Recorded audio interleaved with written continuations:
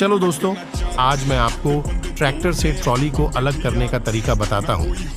सबसे पहले अपने ट्रैक्टर के पीछे ट्रॉली को लगा लेना है। उसके बाद यह AI ट्रैक्टर मोड ऑन करना है। AI मोड ऑन करने के बाद आपको AI ट्रैक्टर पर चले जाना है।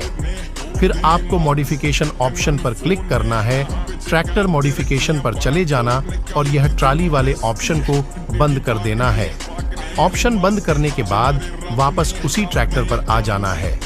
फिर मॉडिफिकेशन ऑप्शन पर चले जाने के बाद ट्रॉली वाला ऑप्शन को बंद करके वापस चालू करना है। फिर आपकी ट्रॉली ट्रैक्टर